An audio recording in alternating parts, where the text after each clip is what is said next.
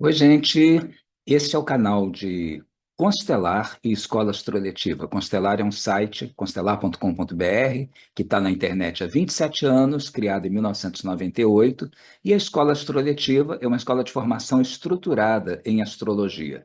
Qual é o nosso tema de hoje? Nós vamos falar aqui do ingresso do Sol em Áries. É um mapa que se calcula para o momento em que o Sol está entrando em zero de Áries, 0 grau, 0 minuto, 0 segundo, e que corresponde ao equinócio de primavera do hemisfério norte e o de outono do hemisfério sul. Desde muito tempo, desde tempos imemoriais, esse mapa vem sendo utilizado como uma forma de fazer um prognóstico genérico para o mundo a cada 12 meses. Eu vou compartilhar aqui um PowerPoint com vocês e nós vamos ver como é que isso funciona. O que que esse dia tem de especial? Bem, o mapa do ingresso do Sol em Áries, ele pode ser entendido a partir dessa imagem que está aqui à direita. É um momento, um dos dois únicos momentos do ano em que o Sol está distribuindo a sua luz igualmente pelos dois hemisférios e em que o dia e a noite têm duração igual em toda parte. Isso acontece no início da primavera do hemisfério norte, que é o nosso outono, que é agora. Exatamente em 19, 20 de março, dependendo do ano. E o outro momento é o início da nossa primavera e do outono do hemisfério norte, que acontece lá por volta do dia 21 de setembro. Bem, por que que se usa o hemisfério norte, primavera do hemisfério norte, como referência para fazer o mapa de prognóstico para o mundo inteiro? Porque a civilização começou no hemisfério norte, porque a astrologia se desenvolveu no hemisfério norte, porque as maiores massas de terra estão no hemisfério norte, a maior parte da população mundial, ou seja, tem toda uma série de razões históricas, culturais para isso. E esse mapa, ele é calculado para o momento exato do equinócio da primavera, portanto, e ele representa o início de um ciclo, porque a primavera é quando termina o inverno, quando o gelo derrete, quando novamente a vegetação tem condição de florescer, quando a vida retorna, quando as pessoas retornam às suas atividades econômicas habituais, ou seja, é um momento de recomeço, de florescimento. E ele corresponde astronomicamente à interseção dos planos do Equador e da eclíptica celeste. A eclíptica é o caminho visual que o Sol faz em torno da Terra, e que, na verdade, essa trajetória é construída pelo movimento da Terra em torno do Sol. Bem, quais são as vantagens de se trabalhar com a técnica dos ingressos solares? As vantagens são as seguintes: primeiro, é um método confiável, porque ele não depende de mais nada, ele não depende de você saber, por exemplo, o mapa de um determinado país, que você está trabalhando com informações puramente astronômicas. Você só precisa conhecer é, latitude e longitude da capital daquele país para poder fazer uma relocalização do mapa do ingresso solar para ali e ter prognósticos confiáveis. Ele pode ser cruzado com mapas nacionais, mapa dos dirigentes, mapa de eclipse, com uma porção de coisa. E ele indica muito rapidamente, como a gente vai ver, os focos de atividade que são indicados principalmente por planetas situados nos ângulos da carta, ou seja, no ascendente, no meio do céu e também no descendente, no fundo do céu. Agora, essa técnica, ela não é totalmente completa, ela tem também algumas desvantagens. A maior delas é que é um método excessivamente genérico. Quando nós trabalhamos com o ingresso do Sol em Áries, esse mapa vai dar condições gerais que aquele país vai enfrentar durante o ano, mas ele não vai nos falar, por exemplo, de pessoas, ele não vai falar do dirigente, do presidente da República, do rei, não vai falar do candidato da oposição que está querendo conquistar o poder. Ele não é tão específico assim, porque o que ele vai falar são dos papéis. Então, você tem uma casa na carta que indica o poder executivo. Quem estiver ali, seja lá quem for, vai estar passando por processos análogos àqueles indicados pela carta. Em segundo lugar, é difícil delimitar o alcance, porque tem astrólogos que usam o mapa do ingresso em cada uma das estações. Então, seria 4 mapas diferentes ao longo do ano, válidos para 3 meses. E existem outros, eu me situo entre esses, que usa um mapa só para o ano inteiro, até porque dá uma visão mais abrangente e a gente não se perde em tantos detalhes. E, finalmente, não é a melhor técnica para usar isoladamente, até por causa dessa característica de ser genérico. Bom, tocando então para uma percepção, aqui uma compreensão geral do mapa do ingresso solar de 2025. Esse que nós estamos agora entrando no dia 19 para 20 de março. O mapa é esse, a gente já olha para ele e de cara percebe algumas coisas. A primeira delas é esse aglomerado de fatores que estão concentrados aqui. Esse mapa não tem casa, tá? Ele vale para qualquer lugar do mundo. As casas a gente vai ver mais adiante. Mas ele tem aqui uma concentração de planetas em 2 signos, em Peixes, Saturno e Netuno, e depois 3 em Áries. Então a gente tem aí metade dos planetas da carta concentrados numa área relativamente estreita. Quando você tem essas concentrações planetárias, se elas estiverem no mesmo signo, isso é chamado de stellium, uma reunião de planetas. Aqui não é exatamente um stellium, porque está distribuído por 2 signos diferentes, mas de qualquer forma é como se você botasse todos os ovos na mesma cesta. Você tivesse assim desequilibrado com um lado mais pesado e com o outro muito leve. É claro que quando ao longo do ano esses fatores aqui em Peixes e Áries forem ativados, eles vão provocar momentos de muito maior turbulência do que quando as ativações estiverem ocorrendo sobre signos que estão vazios. 2 planetas estão retrógrados, apenas 2, que são Vênus e Mercúrio. Mas eles são importantes porque eles são planetas pessoais. Um deles indicando processos de comunicação. Existe todo um folclore sobre Mercúrio retrógrado, ele tem uma péssima fama. Não é, na verdade, uma coisa tão perigosa, tão drástica como às vezes se pinta, mas Mercúrio retrógrado exige cuidado, porque ele indica períodos que assuntos pendentes voltam à tona, precisam ser revisados, precisam ser melhor compreendidos, em que opiniões e projetos elaborados em momentos anteriores, às vezes, precisam ser refeitos, assuntos mal resolvidos caem na cabeça da gente outra vez, ou seja, é o momento de resolver problemas. E Mercúrio retrógrado está associado aos rever, revisar, reorganizar, reescrever e assim por diante. Já Vênus retrógrada tem um problema bastante sério, porque Vênus é um planeta que, do ponto de vista de astrologia mundial, tem muito a ver com diplomacia, tem muito a ver com acordos de paz, com tratados, com negociações. E quando Vênus está retrógrada, tudo isso fica um pouco mais difícil. Imagina um ano em que esses 2 planetas estão retrógrados e estão num signo muito explosivo como Áries. As, as discussões, né, mercurianas ficam prejudicadas, ficam mais difíceis, e os acordos ainda mais. Então, esse vai ser um ano em que os diplomatas vão ter uma trabalheira infernal, porque sempre vai ter alguém dizendo que não deve, e depois vai sobrar para os diplomatas desfazerem os mal-entendidos, evitarem que os conflitos se ampliem, assim por diante. Por outro lado, existe também, para reforçar até esse quadro, um predomínio muito grande do elemento fogo nesse mapa. Tem vários planetas em fogo aqui, 3 deles em Áries e a Lua lá em Sagitário. Então, o Sol e a Lua, que são os fatores principais de qualquer carta astrológica, ambos estão em fogo. Já está estabelecendo aí um domínio do fogo muito grande. E fogo é o quê? É paixão. Fogo é impulsividade. Fogo é o impulso de fazer as coisas acontecerem. Ou seja, o fogo precisa queimar. O fogo é um elemento extremamente expansivo, é difícil você segurar o fogo. Então, é um ano de muita energia, de muito dinamismo, e tem um outro elemento que também está bastante enfatizado, que é a água.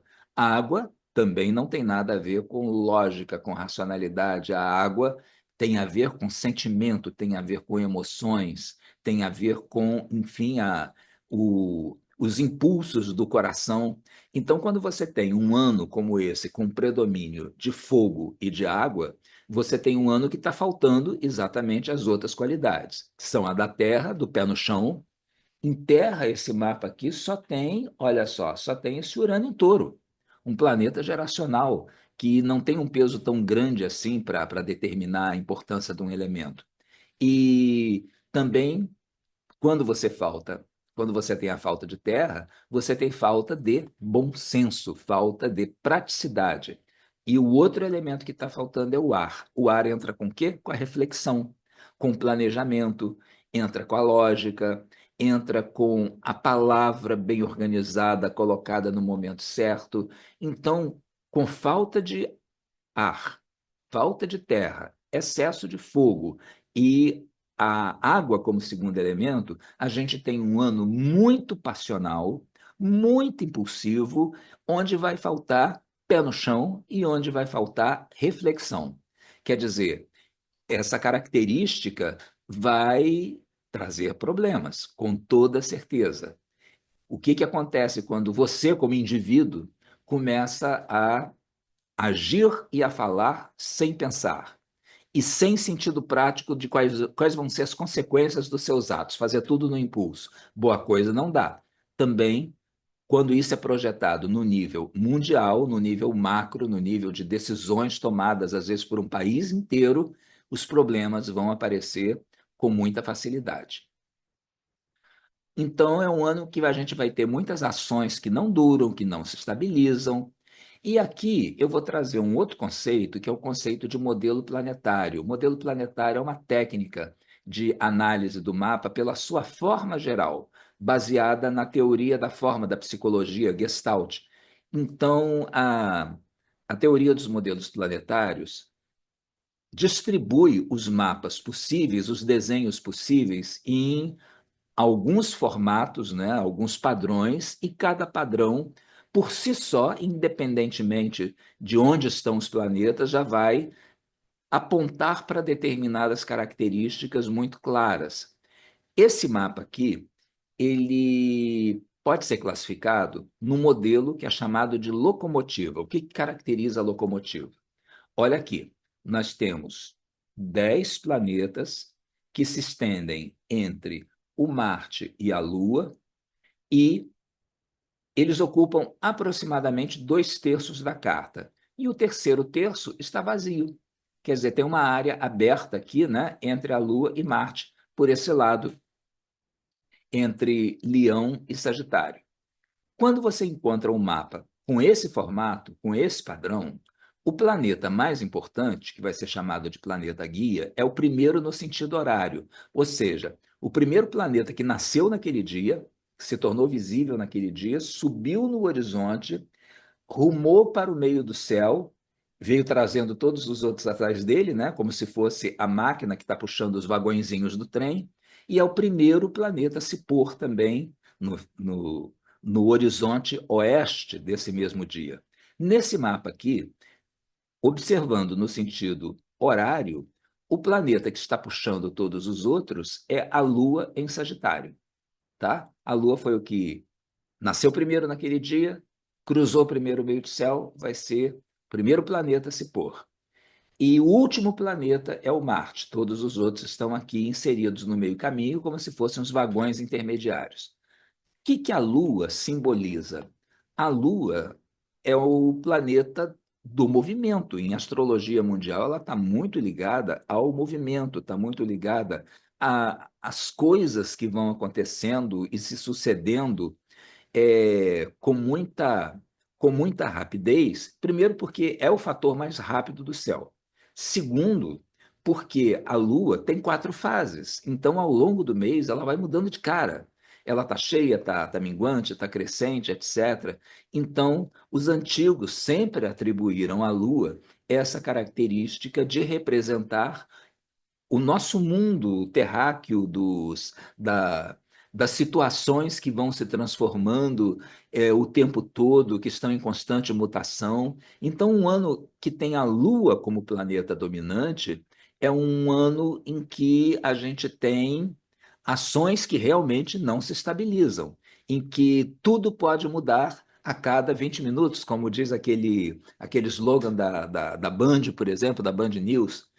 E a casa em que estiver a Lua no mapa de cada país sempre será muito importante. Então, isso é um ponto importante aqui na avaliação do mapa do ingresso solar desse ano para qualquer país. Onde é que está a Lua? Que casa que está ocupando? Que assuntos que está significando? Ali a gente vai ter muita mudança e muita rapidez, muita instabilidade. A outra coisa, nessa mistura aqui de vários planetas ocupando uma área estreita entre peixes e Áries, existe, existe um aspecto crítico que é uma conjunção do Sol com Netuno. O Sol expressa vontade, o Sol expressa a luz. O Sol é o fator mais importante de qualquer carta, por definição. Ele é o centro organizador do sistema solar. Agora, Netuno, por outro lado, que está lá nos confins do sistema solar, que é o último dos planetas do sistema, que Plutão foi rebaixado, né, para planeta não. Então, Netuno simboliza névoa, a dificuldade de você enxergar o caminho, simboliza aquelas situações de ilusão, de você viajar na maionese, simboliza nos processos aí da vida contemporânea a fake news, o disfarce, a fantasia. Então, quando você tem um encontro de Netuno com Sol, o que você tem é uma dificuldade de exercitar a vontade solar com clareza e com lucidez suficiente. É como se esse ano o rei, o Sol, estivesse com dificuldade de enxergar o caminho e indicar aos seus súditos o que é que pode ser feito.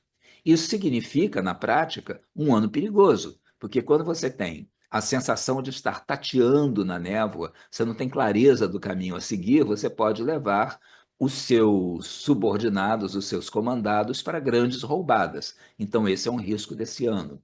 Fala principalmente, então, de situações que podem envolver os dirigentes das principais potências do mundo. Fanatismo político, fanatismo religioso, ideológico, exaustão de energia. Netuno é um ladrão de energia também. E um ladrão de energia até por causa das polarizações ideológicas que normalmente acompanham momentos em que Netuno está em destaque numa carta. Grandes lideranças mundiais com dificuldade de definir metas claras e racionais. Então, isso se traduz por uma palavra: problema. No melhor, a gente pode ter a emergência de líderes inspirados, porque Netuno simboliza inspiração também, nem tudo é ruim com ele. Agora, no pior, indicaria lideranças perdidas ou daquelas totalmente inconfiáveis, que o que ela falar você não pode levar a sério. E Netuno tem mais uma característica: ele é o único planeta que está em domicílio, ou seja, que está no signo que tem a máxima compatibilidade com as características dele. Ele está em Peixes, que é o seu domicílio moderno. Nenhum outro planeta está em domicílio. Então, esse Netuno, além de estar colado no Sol, ele tem uma importância enorme nessa carta também. É um dos planetas mais fortalecidos pela sua situação cósmica, o que aumenta o seu potencial de criar confusão. E existe uma oposição, apenas um aspecto daqueles que classicamente são considerados tensos, que é essa oposição aqui entre Lua e Júpiter. Essa oposição, até considerando que a Lua está em Sagitário, que é um signo mutável, de mudanças muito rápidas, de grandes distâncias, de viagens, de abertura de horizontes, mas também de migrações, de peregrinações. Essa Lua, ela está em Sagitário, que é o signo de Júpiter. O Júpiter não está em casa, o Júpiter está no signo oposto, Gêmeos. que também é um signo de movimento. Então, a gente tem aqui uma oposição, um aspecto tenso, envolvendo dois planetas no eixo do movimento. O que isso pode falar aqui? Grandes migrações humanas, ou por questões climáticas, ou por deslocamentos forçados, perseguição política, étnica, refugiados de guerra, tudo isso é algo que já aconteceu em grande quantidade em 2024 e que pode voltar a acontecer de uma maneira até mais intensa em 2025 até março de 2026. Agora, essa Lua, por outro lado, ela está fazendo aspectos fluentes com os planetas em Áries, com o Sol, com Vênus e com Mercúrio. Considerando que o Sol representa simbolicamente o rei, o poder dominante dentro de uma nação, e que a Lua simbolicamente simboliza o povo, as pessoas comuns, então a gente tem aqui uma ressonância entre o topo e a base da pirâmide, assim como uma característica genérica desse ano. O que significa dizer, isso é uma coisa legal, quando você tiver bons líderes, líderes inspirados, líderes honestos, etc., eles vão poder contar, na maioria das vezes, com um apoio bastante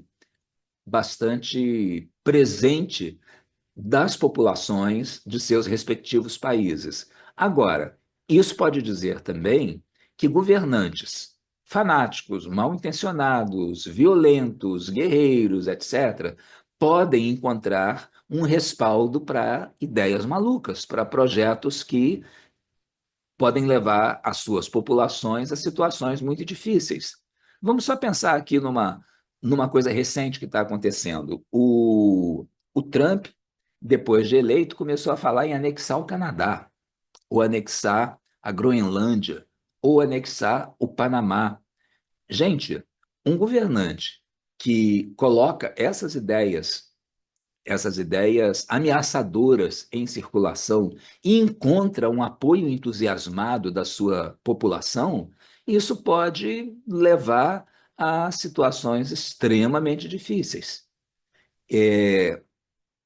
Isso aconteceu, por exemplo, na Alemanha durante o período do nazismo, em que o Hitler e toda a elite do Terceiro Reich conseguiu levantar grandes quantidades de população, conseguiu mobilizar muita gente para integrar as SS, para integrar as juventudes nazistas e assim por diante, e a gente sabe exatamente no que deu. Então, esse aspecto tem uma dimensão positiva, mas tem uma também muito perigosa, que é esse arrastamento de multidões para ideias perigosas.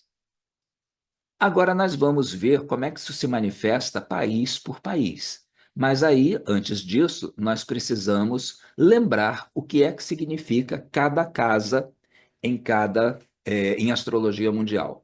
A primeira casa expressa a forma de atuar do país, como o país atua objetivamente, como tende a se apresentar para o mundo. E como é que é o povo daquele país, quais são as características coletivas que às vezes os estrangeiros percebem. Então, por exemplo, como é que as pessoas veem os brasileiros? Veem os brasileiros como criativos, como extrovertidos, como, enfim, tem uma série de características que os europeus chegam aqui e identificam com rapidez, que tem a ver com o nosso ascendente em Aquário, o ascendente do mapa da independência do Brasil. A casa 2, por sua vez, ela está ligada principalmente a dinheiro. Ela representa a riqueza produzida, as reservas financeiras do país, a moeda, recursos de que o país dispõe, inclusive os recursos minerais e o abastecimento de bens. Então, está havendo escassez ou está havendo sobra de produção no país? A gente procura na casa 2. A casa 3 fala principalmente de comunicação e de transporte. E fala também de uma coisa importante em relações internacionais, que são os vizinhos do país. Como é que o país se relaciona com seus vizinhos? É de uma forma pacífica, de uma forma tensa? Está rolando alguma guerra naquele ano? Fala também do sistema educacional, especialmente do ensino médio, e isso também é essencial, fala do comércio e dos seus agentes, dos sistemas de trocas e do meio ambiente, que está se tornando um problema cada vez mais premente. Casa 4. Casa 4 é o fundo do céu, é essa aqui, ó, e que ela simboliza tudo aquilo que está na base. Para início de conversa, o campo. Todo país tem a sua capital e tem a sua região de interior, onde mora uma população mais simples, normalmente voltada para a agricultura ou para a pecuária, mais dispersa. Então, essas áreas rurais são regidas pela Casa 4. As origens do país, o seu passado, a herança étnica também são regidos pela Casa 4. As tradições, o senso de pertencer a uma pátria, tudo isso é Casa 4. Assim como agricultura, pecuária, agronegócio, recursos minerais e partidos de oposição. Por que partidos de oposição? Porque a situação, quem governa o país, está lá na Casa 10. Como a Casa 4 é oposta, ela tem esse simbolismo também de partido de oposição. Casa 5. Casa 5 é a casa dos bacanas. Eu usei aqui uma expressão assim bem popular, porque é isso mesmo. Os super ricos, os milionários, a alta sociedade, as elites, elas estão na Casa 5. A Casa 5 também é a casa das diversões, do entretenimento, da arte, dos espetáculos. E é a casa das crianças, especialmente da primeira infância, mas da juventude de uma forma geral. E é a casa de uma coisa muito importante, dos jogos, jogos mesmo, jogos de azar, por exemplo, e da especulação financeira que não está muito distante da ideia de jogo de azar. Tem gente que vive disso, vive em investir, por exemplo, em mercado de opções, mercado de índices e coisas do gênero, ganhando dinheiro sem produzir, ganhando dinheiro a partir do acerto dos seus dos prognósticos que ela recebeu de algum consultor e assim por diante. Então, as bolsas de valores e todo aquele jogo de especulação de, de ações e de títulos que você encontra no mercado mobiliário, ela pode ser vista na casa 5. A casa 6, por sua vez, essa aqui é a do trabalho duro, é a da rotina produtiva, é do trabalho assalariado. Ela fala de como o país está sendo produtivo ou não. É uma casa que também fala de saúde pública, de epidemias. Por exemplo, na época da Covid, quem trabalha com astrologia mundial estava o tempo todo examinando casa 6. E ela fala, de uma forma geral, de crises. As grandes crises agudas que um país pode estar enfrentando são visíveis na casa 6. E fala, finalmente, de serviço público. Então, se você tem uma casa 6 toda ferrada num determinado ano, isso pode indicar greves, pode indicar paralisação do serviço público e assim por diante. Já a casa 7, oposta ao ascendente, fala de relações internacionais. Os países que são parceiros, por exemplo, quais são os países parceiros do Brasil que assinaram tratados de alguma forma com o Brasil? Por exemplo, a Argentina, o Uruguai, o Paraguai, que tem com o Brasil o Mercosul. Então, esse tipo de parceria, que depende de um tratado formalizado, com obrigações e com direitos de cada país ali estabelecidos, isso aí é um assunto típico de Casa 7. Mas a Casa 7 não é só dos acordos, é também dos inimigos, quando os acordos não dão certo, quando a tentativa de harmonização não funciona e acaba virando um conflito. Então, são os inimigos e são, do ponto de vista da competição internacional, os países concorrentes, aqueles que estão atrás das mesmas coisas que nós estamos. Os litígios são assuntos de Casa 7 e as guerras e os mecanismos diplomáticos que foram criados para resolver essas guerras. Então vocês veem que a Casa 7 ela tem um simbolismo que, em parte, é altamente positivo, ninguém vive sem isso, em parte é altamente perigoso também, porque quando você não consegue manter um acordo, manter a paz com o seu vizinho na base da diplomacia, muitas vezes isso vai ser resolvido no campo de batalha. Essas facetas todas são facetas diferentes da casa 7. Já a casa 8 é essa aqui, ela é oposta à casa 2. Se a casa 2 é a casa dos bens, a casa 8 é a casa dos bens dos outros. É a casa Você ganha dinheiro com seu salário, com a sua atividade profissional, você tem que pagar imposto. Então você ganha na casa 2 e você paga o imposto na casa 8. A casa 8 é tudo que se refere à arrecadação, tributos, imposto de renda, Receita Federal, tudo aquilo que os governos fazem para se sustentar, recolhendo uma parte da riqueza que é produzida pela população. É uma casa também ligada a saneamento, até pela sua analogia com o escorpião. Está ligada à dívida pública, que é um problema seríssimo para muitos países. Os Estados Unidos, por exemplo, tem uma dívida pública monumental. O Brasil, a sua dívida pública também está crescendo. Então é sempre bom dar uma olhadinha na casa 8 quando a gente está analisando essas cartas de ingresso solar. E, finalmente, a casa 8 rege, junto com a 2 o sistema financeiro. A casa 2 é, é você ganhar dinheiro no nível mais individual ou no nível de uma empresa, digamos assim, que é um empreendimento de menos gente, etc. A Casa 8, por sua vez, ela tem a ver com aquelas corporações enormes, transnacionais, enfim, elas se complementam e elas devem ser lidas em conjunto. Finalmente, a casa 9, religião organizada. Casa 9 é a casa do clero, das igrejas, dos sacerdotes e das ideologias de natureza religiosa, que são uma causa de problemas eternos no mundo contemporâneo. Basta pensar no Oriente Médio, os conflitos lá de judeus e muçulmanos, dos muçulmanos entre si, com aquelas várias subdivisões que o mundo islâmico tem entre sunitas, xiitas, etc. A Casa 9 também é do Poder Judiciário, algo que está em grande evidência no Brasil há anos. Então, você quer procurar como é que está, por exemplo, a questão do julgamento da tentativa de golpe do 8 de janeiro lá de 2023, que vai acontecer esse ano, você vai procurar na Casa 9 do mapa do ingresso solar do Brasil. E o ensino superior, a produção acadêmica, os especialistas de todas as áreas também estão na 9, assim como o comércio exterior. A casa 3 é mais o comércio do dia a dia. A casa 9 é aquele comércio de, por exemplo, de exportação de longuíssima distância, de você mandar grãos para a China, por exemplo. A casa 10, por sua vez, eu até já disse aqui, é a casa do governo.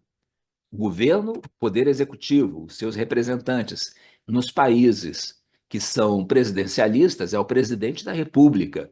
Nos países parlamentaristas, é a figura do primeiro-ministro, pode ser vista aí, do ministério.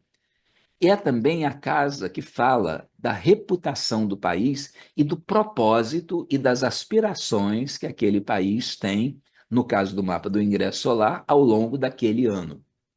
Já a casa 11 é a casa do legislativo. Se a 10 é do executivo, a 11 é do parlamento, é do Congresso, é do Senado, da Câmara e assim por diante. E dos partidos políticos e dos movimentos de protesto também, dos grupos de cunho ideológico.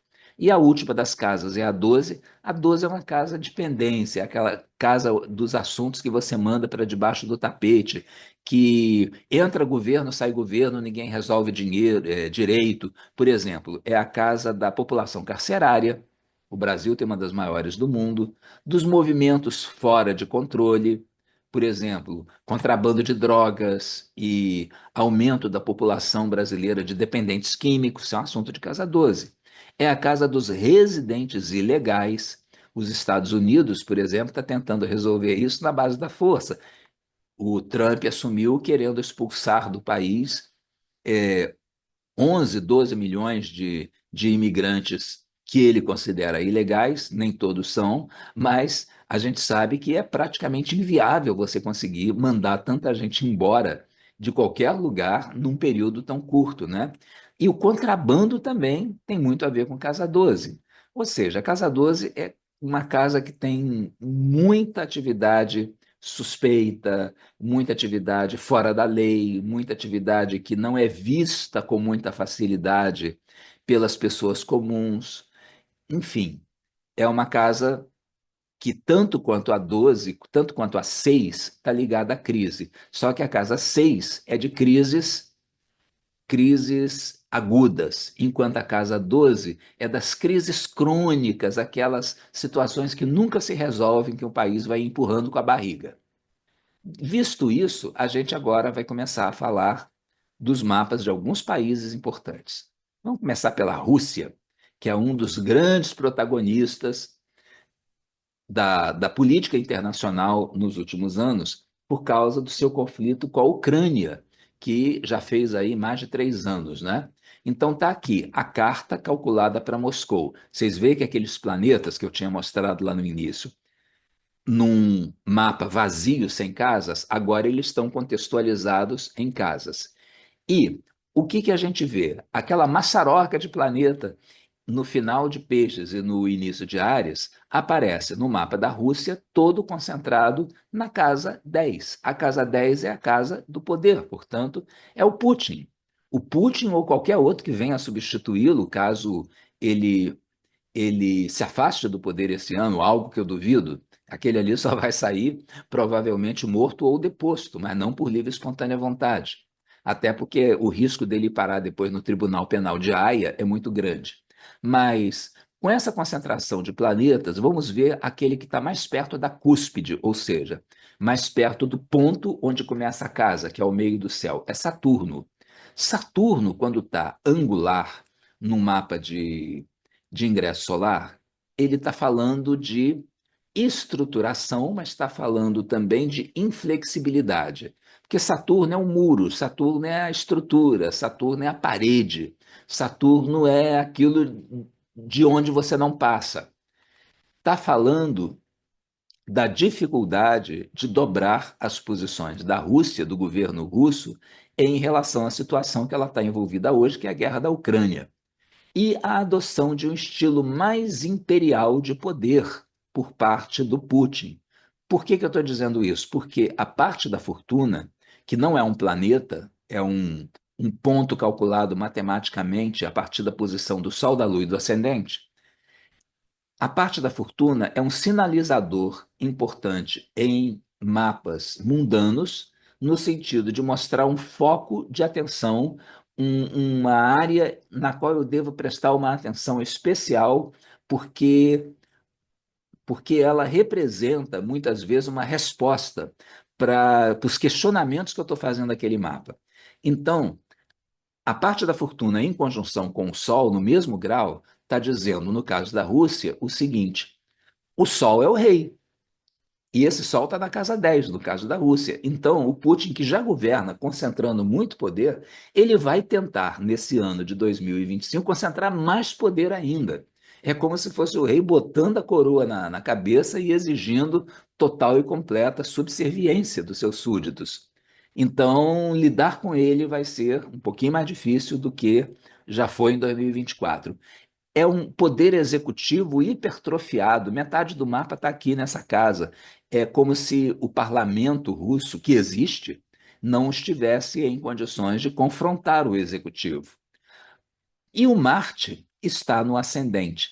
O Marte é um planeta agressivo. Onde a gente encontra, a gente tem a possibilidade de localizar uma área na qual aquele país está agindo de uma maneira belicosa. Bom, se a casa um indica o país como um todo e o povo daquele país, é a casa que mostra o que o país está passando para o mundo, está dizendo que a atitude belicosa da Rússia não vai diminuir, talvez até aumente. E esse Marte, ele não está bem colocado cosmicamente, que ele está num signo que não é muito compatível com ele, que é Câncer, mas ele está num signo que fala de pátria, que fala de apego à nação, apego às suas raízes, ou seja, está falando do nacionalismo russo. A Rússia, esse ano, vai dobrar a aposta. Ela vai usar esse argumento da grande Rússia, da segurança da Rússia, das origens históricas do povo russo para justificar a manutenção dessas conquistas de território ucraniano que o Putin já fez. E talvez até colocar em risco outros países caso a Rússia se sinta ameaçada. A Rússia tem um olho grande, a gente sabe, nos países do Báltico: Letônia, Estônia e Lituânia. Tem também uma possibilidade de abrir algum confronto com a Polônia. A Polônia é uma vítima histórica da Rússia. Ela já foi dividida entre Rússia e Alemanha, Prússia, né? Várias vezes no passado. E esse ano, essa situação com a Polônia pode outra vez subir para um nível de tensão mais perigoso. E o fato da Lua, que é a puxadora dessa configuração toda, estar na casa 5 da Rússia, está falando de duas coisas. Uma delas é a mobilização da elite econômica da Rússia, aqueles autocratas, donos daquelas empresas de exploração de gás, que ganham dinheiro a rodo e que têm uma aliança com o Putin. É tipo um acordo assim de mafiosos, né? Quer dizer, o governo protege esses grupos econômicos e, por outro lado, esses grupos econômicos financiam determinadas atividades expansionistas da Rússia. Então, esse acordo esse ano vai estar funcionando a toda. Ou seja, é possível que o dinheiro dos autocratas irrigue mais ainda as, as atividades bélicas do governo russo. E a outra possibilidade é a mobilização da juventude, ou seja, de mobilizar aqueles estudantes em idade ainda escolar, que estão no ensino médio, que estão iniciando faculdade, até para irem para campo de batalha, o que ecoa de uma maneira muito desagradável aquilo que já aconteceu, por exemplo, lá na Alemanha durante a época da Segunda Guerra Mundial. A idade média dos soldados que lutam no exército russo pode baixar um pouquinho esse ano. Agora, a Ucrânia. Vocês veem, como a Ucrânia é vizinha da Rússia, o mapa é muito parecido, mas vocês veem que há uma diferença notável. A gente viu que no mapa da Rússia, Saturno está colado no meio do céu. No mapa da Ucrânia, ele está lá na casa 10, mas ele está um pouco mais afastado. Vimos que Marte está no ascendente da Rússia, no caso da Ucrânia, está na casa 1, mas está um pouco mais afastado. É como se a gente tivesse as mesmas características da Rússia, a mesma intransigência, a mesma atitude bélica, o mesmo nacionalismo, a mesma disposição para o confronto, mas com menos dinamismo. A Ucrânia está muito debilitada nesse momento e o mapa não está ajudando. A Lua, que rege o ascendente aqui do mapa calculado para a Ucrânia, é Câncer, mas a Lua não está na 5, como no caso da Rússia. Ela já está chegando na cúspide da 6, a casa das crises. Então, é uma crise para a população ou até mesmo um risco de isolamento ou queda do presidente, do Zelensky. Por que eu estou dizendo isso? Porque o meio do céu da Rússia, da Ucrânia, melhor dizendo, está em peixes, como o da Rússia. Mas o Júpiter não está na 11, como na Rússia, está na 12. E a casa 12 é uma casa de queda, é uma casa de perda de poder, é uma casa de deposição, muitas vezes. Então, o Zelensky ou continua no poder, mas sem aquele protagonismo, aquela atenção que ele recebeu nos últimos 2 anos, ou ele pode até mesmo ser deposto, pode até mesmo ser afastado, tá? Ou seja, não é um bom ano para a Ucrânia, não. Israel. Israel, como está numa região do globo que fica um pouco mais ao sul de Rússia, de Ucrânia, mas está mais ou menos na mesma faixa, vai apresentar um mapa semelhante, com o mesmo ascendente em Câncer, com o mesmo meio do céu em Peixes, com aquela concentração também na casa 10. Ou seja, a gente vê aí também o mesmo quadro de pouca flexibilidade, de beligerância. Os planetas maléficos são aqueles mais perto dos ângulos. Os maléficos, na tradição da astrologia clássica, eram exatamente o Saturno e o Marte. São os dois aqui que estão em situação angular. E a Lua está dentro da casa 6. A Lua, que eu disse que é importante para todos os países esse ano, a Lua está na casa 6, que é a casa das crises. E Essa Lua está em oposição ao Júpiter, que é regente clássico de peixes. Portanto, é significador também do Netanyahu como governante. Então, a gente pode ver aqui um quadro que não é muito favorável para Israel, porque o país continua com rédea curta, na mão de um governante que governa de uma forma autocrática, quase tanto quanto Putin, por exemplo, lá na Rússia, e que ainda vai conduzir os assuntos do seu país esse ano, determinada pelas necessidades e pelas exigências dos conflitos externos. No caso, o conflito com o Hamas, a ocupação da faixa de Gaza e os conflitos com o Hezbollah no sul do Líbano, eventualmente com o Irã.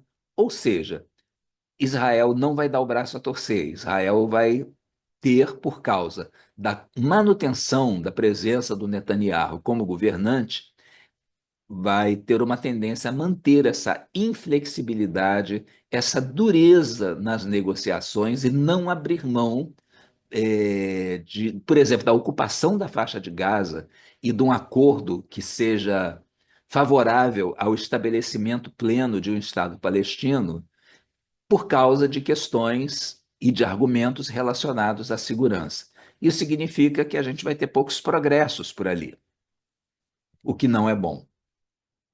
E mais um país dessa mesma região é a Síria. A gente olha para o mapa, vai ver exatamente uma repetição do que a gente está vendo para Israel. O mapa é muito semelhante, só que o ascendente da. E desculpa, essa aqui é a Ucrânia. Só que no caso da Síria, o ascendente está 2 graus mais além. Em Israel está 3 de Câncer, na Síria está em 5, o meio do céu está em 18, no caso de Israel está em 17. São dois mapas muito parecidos. A diferença vai ser assim milimétrica. E calculando o mapa para Damasco, nós vemos mais um caso de país em crise. Olha aqui a Lua, mais uma vez na casa 6, recebendo a oposição de Júpiter, que é a corregente dos dirigentes do país lá no meio do céu. É um ano restritivo, provavelmente violento. Marte está na casa um governo rigoroso, Saturno é o planeta mais próximo do meio do céu, com motivações radicais. E aqui, ao contrário do que a gente viu, ao contrário do que a gente viu, por exemplo, na Rússia, na Ucrânia, a parte da fortuna estava na 10. Na Rússia também estava na 10 em conjunção com o Sol, empoderando Putin. Agora, quando a gente olha para os países do Oriente Médio, Israel e Síria, a parte da fortuna, que eu disse que é um indicador importante que a gente deve prestar atenção sempre, está na casa 9, casa de religião. Ou seja, as motivações étnico-religiosas, ideológicas, servindo como combustível para manter esses conflitos acesos. Infelizmente, as perspectivas para o Oriente Médio podem até caminhar para um estacionamento desses conflitos, mas uma solução plena vai ser difícil ainda para esse ano. Até porque a ONU está muito esvaziada. E está esvaziada até pelas próprias grandes potências, como Estados Unidos e Rússia, que são as primeiras a puxar o tapete do Conselho de Segurança da ONU. Bem, Irã, mais um país a considerar. O Irã, diferentemente de Israel, de Síria, ele vai ter toda aquela planetada na casa 9, casa de religião, indicando para início de conversa que os ayatolás não vão sair do poder. E o Marte está muito mais angular do que nos vizinhos, indicando um país com uma atitude beligerante, mais ostensiva, e por causa de questões étnicas e preocupações defensivas. Questão étnica e defesa são duas preocupações cancerianas. Então, esse Marte em Câncer está falando disso. Mas, enfim, a visão que a gente tem desses países da Europa Oriental e do Oriente Médio não é animadora para 2025, não. Até porque, como a gente viu lá no início, naquelas primeiras telas, 2025 é um ano em que as paixões estão governando, em que não vai haver muito pé no chão, vai faltar sensatez. Então, a continuidade até acirramento de conflitos já existentes é uma possibilidade muito forte. China. No caso da China, as coisas estão se apresentando de uma maneira um pouquinho mais tranquila. O planeta mais angular é Júpiter, que é o grande benéfico da astrologia clássica e está lá no meio do céu. Ou seja, isso parece indicar um governo com uma tentativa de atuação mais macia, mais soft power, mais preocupação de expansão comercial do que de expansão militar. Mas, por outro lado, Júpiter é um planeta que indica hipertrofia, que indica um processo de expansão, de vamos crescer, vamos aumentar, vamos ocupar mais espaço. E Júpiter, em Gêmeos, está falando de ocupar espaço e de crescer em comércio. Quer dizer, a cabeça dos dirigentes chineses para esse ano vai estar muito nisso, mercado. Quais são os mercados que a gente ainda não dominou e que a gente pode dominar? Então, ênfase nas parcerias. Olha aquela tropa de planeta no final de Peixes e no início de Áries, que no caso da China está todo na casa 7. É exatamente a casa das parcerias e dos tratados. Então, a gente pode dizer que a China vai investir pesadamente no comércio regional. Olha aqui a Lua na casa 3. A casa 3 é daquele comércio com os vizinhos. Vai investir em tratados e acordos com todos os vizinhos asiáticos, vai tentar trazer todo mundo para o lado dela e vai tentar expandir aqueles projetos do, como é que chama? Do bicho da seda, da, que é da nova rota da seda, né? Que é, digamos assim, o projeto de linhas de expansão do comércio internacional da China, que passa, inclusive, por financiar países mais pobres, que depois vão depender do governo chinês, vão depender desses empréstimos que receberam e vão criar um laço forte que eles não vão conseguir se livrar com tanta facilidade. Para dar uma ideia, por exemplo, a Etiópia, que é um dos países que mais está crescendo na África, ela cresceu com dinheiro chinês. Então, até o metrô de Addis Abeba foi financiado com dinheiro chinês. Quando você tem esse comprometimento, faz essas dívidas externas de grande valor, com um montante muito alto, isso cria uma dependência, às vezes, que se estende por décadas. Essa é a política chinesa. Então, Júpiter no meio-céu está falando em empoderamento real ou fictício e também da participação popular, porque esse Júpiter rege o fundo do céu. Como a China é um país enorme e a China tem várias províncias assim meio rebeldes que não aceitam muito bem o governo central, a gente não sabe muito bem dessas notícias, que elas são muito abafadas. Mas é possível que a China, ao longo de 2025, início de 2026, crie mais mecanismos de participação para, digamos assim, para esvaziar determinados conflitos latentes em regiões mais afastadas dos centros de poder e que podem ser ameaças por causa da possibilidade de fazerem rebeliões. Eu estou falando aqui especialmente de Hong Kong, estou falando do Tibete e estou falando daquela região lá acima do Tibete, Xinjiang, que inclusive tem uma minoria muçulmana que não é desprezível e que nos anos anteriores foi perseguida pelo governo central. Então a China está assim muito macia ao longo de 2025, mas essa maciez não significa que ela vai ser a potência boazinha, e sim que é uma potência que adotou, está tentando trabalhar com um estilo um pouco mais suave de dominação. E que, na verdade, tem sido até mais eficiente do que a mão pesada, por exemplo, do Trump, desde que assumiu. Coreia do Norte, nada de muito interessante para a Coreia do Norte, porque o planeta que está mais angular é o Saturno. Então, a gente já viu que o Saturno, quando aparece angular no mapa de ingresso solar, ele normalmente está falando de inflexibilidade. No caso aqui, ele está falando de inflexibilidade em que área? Na área das relações internacionais, casa 7.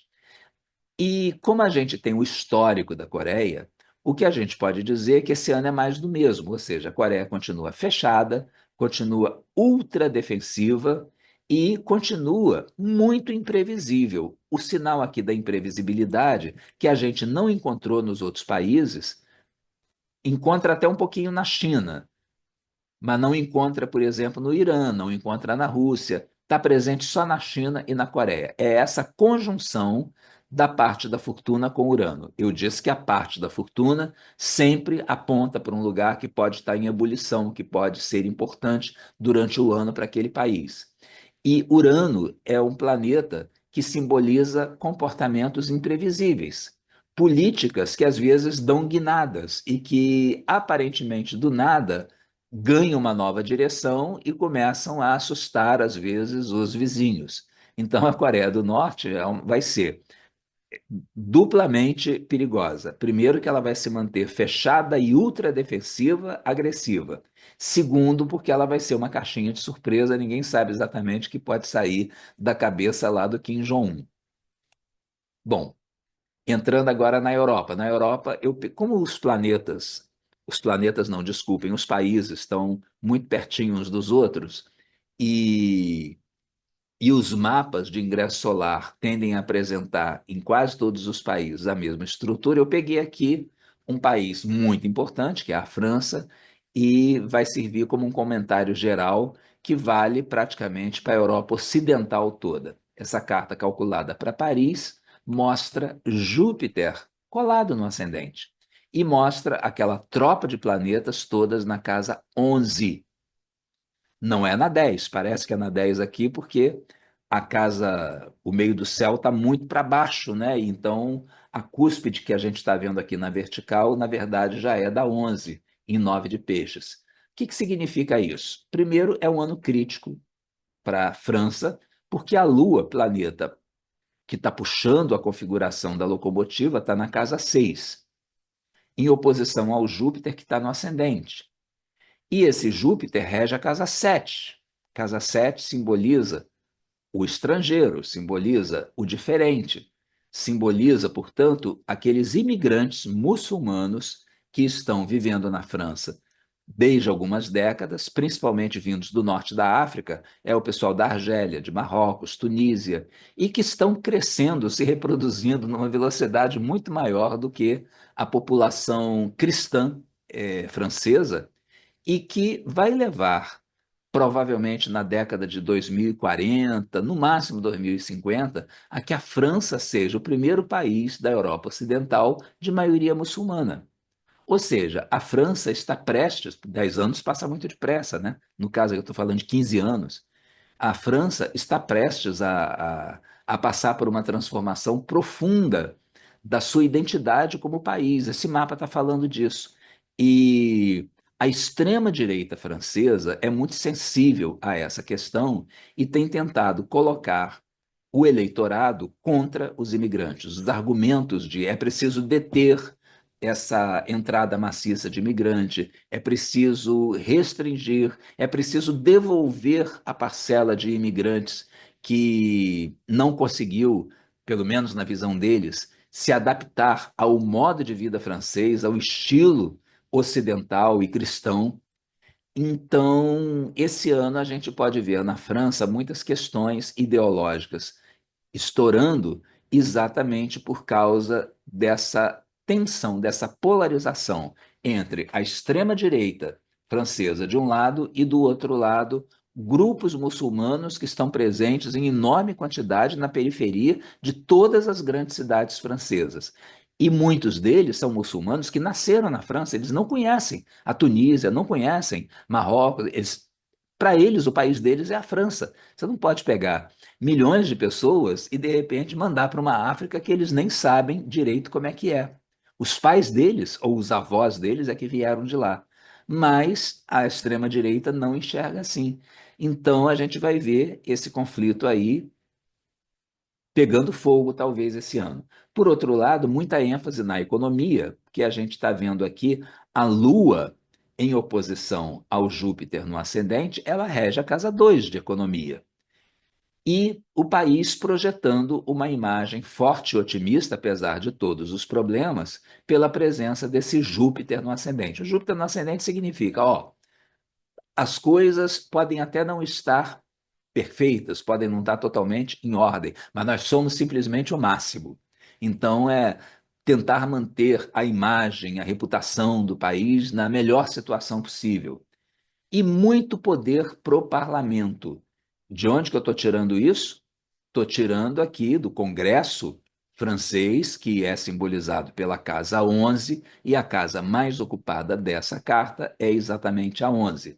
E a França tem aquele regime em que, de repente, tem um problema qualquer, tem um voto de desconfiança em relação ao primeiro-ministro, ele pode optar por dissolver o parlamento, convocar novas eleições. O Macron fez isso há pouco tempo. Olha aqui a Casa 11 pulsando, dizendo: ó, o parlamento vai estar em evidência de novo. Será que a gente vai ter mais uma troca de primeiro-ministro? Será que a gente vai ter outra dissolução de parlamento, uma nova convocação de eleições? E será que nessas eleições a extrema-direita vai ganhar ainda mais força? Algo para se acompanhar com atenção ao longo do ano. Estados Unidos. Carta calculada para Washington. País passando por transformações radicais, radicais por causa da presença de Plutão no ascendente. Quando Plutão está no ascendente de um país, num mapa de ingresso solar, aquele ano tem transformações que não apenas são radicais, como muitas vezes são irreversíveis. Quer dizer, você não consegue depois retornar ao estado anterior. Mudou. E você vai ter que lidar com essa nova realidade. E o Trump, como presidente, desde janeiro, está fazendo exatamente isso. Ele está passando um trator em muitas tradições, em muitas coisas que pareciam consolidadas no modelo de gestão americano e tentando substituir isso por práticas muito mais centralizadoras, muito mais autoritárias e muito mais fechadas em si mesmo, como se os Estados Unidos pudesse viver isolado do resto do planeta. Então, o país está passando por essas transformações, mas essas transformações vão enfrentar muitas interfaces legais. Por quê? Porque esse Plutão, ele indica a transformação radical, mas ele também é regente da Casa 9, que é a casa do Supremo Tribunal Federal lá dos Estados Unidos, da Suprema Corte. Isso quer dizer que todas essas mudanças que o Trump está tentando fazer, elas vão passar pela Suprema Corte, elas podem ser barradas, que pode ter um choque aí de vontades entre o presidente autocrata e os juízes da Suprema Corte. Em parte, eles são indicados pelo Partido Republicano, foram indicados pelo Partido Republicano. Então, em parte, a Suprema Corte já vai ser receptiva a essas propostas, mas em parte não. E existem juízes que, mesmo sendo trumpistas, eles são legalistas, e na hora em que eles dão de cara com alguma coisa que é assim frontalmente anticonstitucional, frontalmente legal, eles podem chiar, podem gritar, podem já está havendo, inclusive, muita tentativa de barrar, por exemplo, essas ações muito rápidas de repatriação de imigrantes, daqueles voos em que os imigrantes voltam acorrentados para os seus países de origem, algemados para os seus países de origem, como aconteceu até com imigrantes brasileiros. A justiça está tentando barrar isso, está tentando ordenar esse processo e fazer com que imigrantes só possam ser deportados depois de processo legal. E se for na base do processo legal, adeus projeto do Trump de deportar 11 milhões de pessoas. Ele não vai conseguir deportar nem 1 milhão nos 4 anos de governo que ele vai ter pela frente. Então, conflito à vista aqui com as autoridades do judiciário. Imprensa e povo comum, especialmente do interior, muito mobilizados. Por que que eu estou dizendo isso? Porque Urano, que é um planeta indicador de inquietação, de áreas, muitas vezes, de agitação popular. O Urano está lá na casa 3, uma casa de imprensa, mostrando uma imprensa aguerrida, uma imprensa que não vai ficar quieta, que não vai se deixar censurar, e que está em conjunção com o fundo do céu, que é a casa que indica as pessoas comuns, que indica os trabalhadores americanos, indica as pessoas que moram naqueles grandes subúrbios, que moram naqueles estados do meio oeste, Michigan, Ohio, vai por aí afora. Essa gente que apoiou o Trump, que votou nele, esperando que ele acabasse com a inflação, esperando que ele reduzisse o problema da imigração ilegal e outras crises pelas quais os Estados Unidos vinham passando nesses últimos anos, esse povo aí pode ficar muito frustrado, porque muitas dessas propostas que o Trump está tentando levar adiante são propostas que vão gerar inflação interna para os Estados Unidos. Essas taxações de produtos estrangeiros, elas vão ser repassadas para o consumidor americano. É claro, é evidente. E na hora em que as pessoas começarem a sentir no bolso o peso dessas medidas, dessas restrições, elas vão começar a chiar. Olha a parte da fortuna aqui na casa 4. Olha Urano colado na cúspide da casa 4, olha o Júpiter, que aumenta tudo aquilo que ele toca, também dentro da casa 4, mostrando que os movimentos de resistência, os movimentos populares, os protestos oposicionistas vão se intensificar ao longo do ano de 2025. Discussão econômica domina o ano. É claro, o Trump não pensa em outra coisa a não ser em economia. É tudo para a economia e muito pouco para a ética. Não é à toa que o Júpiter está aqui lá no fundo do céu, está empurrado lá para baixo, em oposição àquela lua em Sagitário que indica o próprio governante. Então a discussão econômica vai dominar o ano. E vai ter muita necessidade de se prestar atenção nas relações entre o governante e o Congresso americano. Porque quem rege, quem significa o governante aqui é essa lua que está presente na casa 10. A gente sabe que a Lua, ela é mutável, a Lua está sempre mudando de fase, a Lua é sujeita a marés, a idas e voltas. Então está aí o retrato do que o Trump já está sendo, mesmo antes desse ingresso solar acontecer. Ou seja, ele decide uma coisa num dia, no dia seguinte está decidindo exatamente o oposto, está postergando a sua decisão e assim por diante. E o Congresso é significado por esse Júpiter, que rege a casa 11 e que está presente lá na casa 4.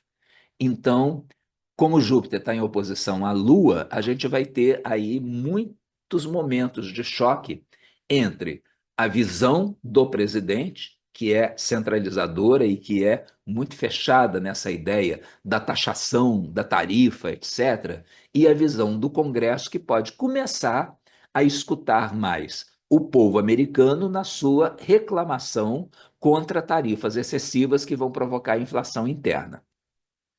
Bem, não se espera que nenhuma mudança aconteça, né?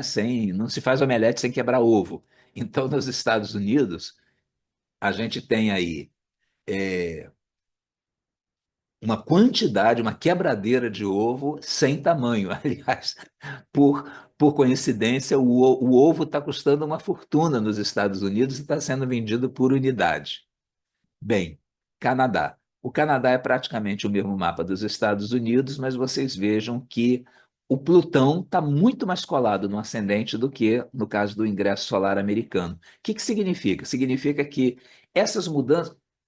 O Canadá não está promovendo mudanças. Quem está promovendo mudanças são os Estados Unidos. Mas essas mudanças se refletem imediatamente na economia canadense. E o Canadá vai sofrer essas transformações radicais ainda mais profundamente do que os Estados Unidos. O Canadá não está, de maneira nenhuma, numa situação confortável. E olha de novo aqui, parte da fortuna em conjunção com Urano lá no, pertinho do fundo do céu, na casa 3. A casa 3 é a casa dos vizinhos. Quem são os vizinhos dos canadenses? Exatamente os americanos. Então, é a mesma dinâmica da carta americana, só que com os ângulos ainda mais ativados. México, olha o Chaves aqui. Na carta calculada para a cidade do México, a gente está vendo aqui o Marte colado no descendente. O descendente são as relações externas do país, é a diplomacia do país. E uma diplomacia que está simbolizada nessa carta por Marte Um Marte que não está nem dentro da 7, ainda está dentro da 6, que é uma casa de crise, está mostrando a enorme dor de cabeça que o México está enfrentando para lidar com seu vizinho poderoso, os Estados Unidos. E eles estão fazendo isso, até o momento, muito bem. E o executivo está sintonizado com a população, ou seja, a presidente está ganhando força nesse confronto com os Estados Unidos, que ela está conseguindo levar, cozinhar em banho-maria o, o governo americano e essa política tarifária extremamente prejudicial ao México, está conseguindo adiamentos sucessivos e a presidente mexicana está simbolizada por esse Plutão que rege a casa 10 e que está presente na casa 1, que é uma casa que simboliza o povo. Ou seja, ela está tendo respaldo popular. Ela deve terminar o ano com mais popularidade, com mais respaldo do que começou. O foco do ano, exatamente como os Estados Unidos, é a economia e as restrições que vão recair sobre o México por causa dessas tarifas todas. E muitas idas e voltas no parlamento e na vida partidária. Olha aqui a Lua presente na casa 11. Vamos direto para a Argentina, que é o penúltimo país antes da gente chegar ao Brasil. Na carta calculada para Buenos Aires, a gente está vendo aqui o presidente confrontado, aqui saiu confrontada, pela justiça ou por questões internacionais. De onde que eu estou tirando isso? O presidente é o Júpiter. Onde é que está o Júpiter? Está aqui no fundo do céu. Aliás, o regente da casa 10, presente no fundo do céu, ele pode indicar, inclusive, uma possibilidade de perda de poder do presidente. Pode significar, em última análise, mais radicalmente, até uma saída do poder. Mas o mais comum seria assim: o presidente acabar nas mãos da oposição, acabar sob o controle da oposição, sem muita margem de manobra para fazer o que pretende. Porque a casa 4 é a casa da oposição e o Júpiter, apesar de estar na 3, ele ainda está em conjunção com o fundo do céu. Casa 3, aliás, que é a casa dos movimentos de rua. Então, esse Júpiter aqui também está falando disso, de movimentos de rua. A gente já está tendo isso em Buenos Aires, vai ter mais, em oposição à Lua. E os estímulos para a política externa, para a política argentina, vão vir do exterior, vão vir de fora. Porque a casa 9, que é uma casa de relações internacionais, tanto quanto a 7, a Lua em Sagitário está presente ali. Grandes discussões relacionadas à identidade nacional. Quer dizer, os argentinos vão passar o ano discutindo, vem cá, o que que a gente quer, afinal de contas, para a Argentina? Eles já passaram por um ano de governo do Milei, com muita mudança. E agora é que eles estão caindo naquele, chegando naquele momento de, peraí, para onde que a gente está indo? Qual é o próximo passo? Vamos discutir que país nós queremos para nós? Qual é a identidade da Argentina? A Argentina é para ter um governo mais concentrador de poder ou é para ter mais autonomia para as províncias? É isso ou é aquilo? Então, esse ou vai dominar as discussões na Argentina ao longo de 2025. E, finalmente, chegamos ao Brasil. No caso do Brasil, a carta calculada para Brasília, a gente tem que respirar fundo, olhar com calma para esse mapa e ver qual é o planeta que está mais angular. É Saturno. E um Saturno que está em conjunção com o ascendente. Saturno em conjunção com o ascendente indica restrições ao país. Então, é um ano em que a gente vai lidar com restrições, com escassez ou com descrença da população, pessimismo em relação aos rumos que o país está tomando. O executivo vai aparecer esse ano, o executivo, no caso, o presidente da República, o Lula, ou qualquer outro que venha ocupar esse cargo, vai estar muito afetado pelas decisões do Supremo. De onde que eu estou tirando isso? O regente da casa 10 é o Júpiter, e o Júpiter está aqui na 3, na mão da imprensa, com a imprensa caindo de pau, com a imprensa muito mobilizada, casa 3, em oposição à Lua lá na 9, que é a casa do Supremo Tribunal Federal. com decisões do Supremo que também não vão ser muito estáveis nem muito previsíveis, porque é Lua e está num signo mutável, que é o Sagitário. Então, essas decisões do Supremo vão condicionar muito o espaço de ação do Poder Executivo esse ano. Aí entram questões como orçamento secreto, como possibilidade até do Supremo interferir em reforma tributária, e a grande questão do Brasil em 2025 é o julgamento dos acusados de golpe no 8 de janeiro de 2023. Então, esse ano a gente vai ter o julgamento do ex-presidente Bolsonaro, de vários dos seus ministros, de vários dos seus colaboradores próximos. É claro que isso vai incendiar a opinião pública, vai incendiar a imprensa, vai trazer muita mobilização ao longo do ano, e tudo isso vai afetar a popularidade e o espaço de atuação do presidente da República também, mesmo que ele não participe do julgamento. Quer dizer, vai tudo cair no colo dele depois. E a economia vai estar muito dependente do mercado de capitais. Isso é um dado interessante para o Brasil. Por quê? Porque o Marte está regendo a casa 2 de economia. Mas esse Marte está na cúspide da casa 5, que é a casa do mercado, que é a casa das especulações financeiras, a casa das bolsas de valores, do sobe e desce das ações. Então, vai ter muita gente aí ganhando muito dinheiro nesse ano de 2025, investindo em mercado de opções, mercado de índices, ou seja, aquelas alternativas de ganhar dinheiro, tudo na base de tudo na base de movimentações que ficam naquele circuito de operadores financeiros e que não passa exatamente pela questão da produção. Ou seja, mesmo que o Brasil tenha uma super safra, mesmo que o Brasil tenha uma produção industrial aumentando, mesmo que o Brasil passe por um momento muito bom na economia, provavelmente vai passar no que diz respeito à agricultura, as oscilações do mercado de capitais vão ser mais decisivas para a economia do que o valor da produção e a quantidade dos bens que vão ser produzidos esse ano. A economia está muito dependente disso. E a gente sabe que mercado de capitais é muito dependente também dos reflexos do que está acontecendo fora do país, especialmente nos Estados Unidos. Ou seja, a margem de manobra do Brasil não vai ser das maiores.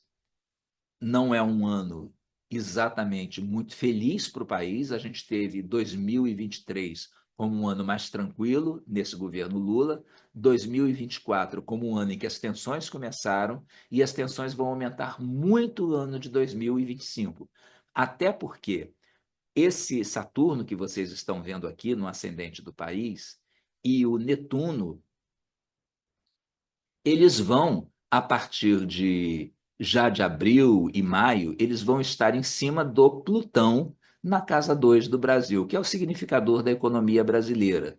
Então, quando você tem esses planetas, Saturno limita, restringe, é, cria escassez, cria cria problemas de abastecimento, cria limitações. E o Netuno dissolve literalmente o dinheiro do país, dissolve as reservas financeiras de algumas empresas, de algumas instituições, etc. Então, essa conjugação fria, essa conjugação de energias de Saturno e de Netuno não é favorável para crescimento econômico, ao contrário, ela mostra um certo encolhimento. Então, aqui o mapa do ingresso solar já está mostrando isso com o Saturno no ascendente. E a gente vê isso nos trânsitos também, como a gente vai ver na segunda sessão desse evento de previsões, que vai ser feito na semana que vem. E aí a gente vai analisar com mais detalhes o caso do Brasil, o caso dos Estados Unidos, que é o que mais interessa para nós, mais interessa para o nosso bolso, mais interessa para a nossa paz de espírito, mais interessa para a gente organizar a nossa rotina ao longo do novo ano. Sintetizando, Não é que a gente esteja à beira do fim do mundo, mas a gente vai viver um ano que vai ser chatinho, porque vai ter muita decisão aí precipitada nas principais potências do mundo, nos principais conflitos que já estão em andamento, vai ter muito ânimo acirrado, vai ter muita discussão ideológica que vai exaurir a cabeça da gente, a paciência da gente, mas isso a gente já superou momentos muito piores. O que que a gente precisa ter? A gente precisa ter cabeça fria, aquilo que o mapa do ingresso não tem. A gente precisa ter os pés no chão, não se endividar, manter a cabeça fria e pensar 10 vezes antes de enfiar, por exemplo, a nossa grana numa oportunidade que parece muito boa, mas pode ser uma roubada. Cuidado com bitcoins, por exemplo, e coisas do gênero. E a gente deve fazer o que os mapas estão mostrando que os governos não vão fazer. Fazer o dever de casa. Como é que você administra a sua casa? Você administra a sua casa fazendo as contas de maneira que você gaste menos do que você ganha. De maneira que você ainda possa, se possível, economizar um pouquinho e botar numa poupança, botar num investimento qualquer, fazer uma reserva.